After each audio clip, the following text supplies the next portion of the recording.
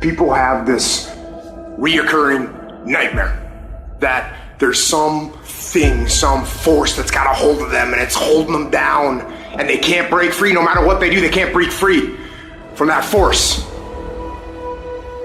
Well, I'm here to tell you that that thing in your nightmare, that thing that's holding you back, that thing that's dragging you down, that thing is you. There are two fundamental attitudes toward life and its sorrows. Those with the first attitude blame the world. Those with the second ask what they could do differently.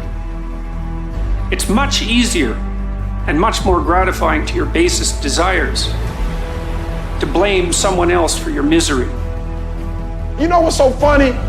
We want people to make guarantees to us, but we're not willing to make guarantees to ourselves. And that's the problem with some of you. You always want to blame other people. You owe you an explanation.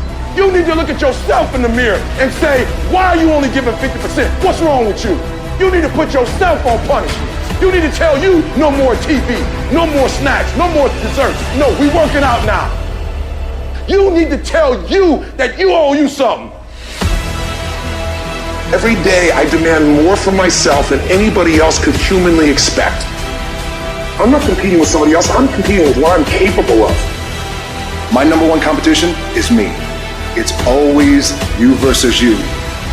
You gotta be the one to get up every morning, be disciplined, put in the consistent daily hard work, because that gains success. No coach, no trainer, no mentor, no boss can do it. You versus you. I value myself enough to give 120% or don't do it. There is no excuse for not living up to your fullest potential. No excuse. You walk out of this room, you owe yourself. I didn't get here making excuses. What changed? I changed. And I stopped being a victim. I stopped saying I've got to wait for good things to happen to me. And I said I'm going to grind. I'm going to fight.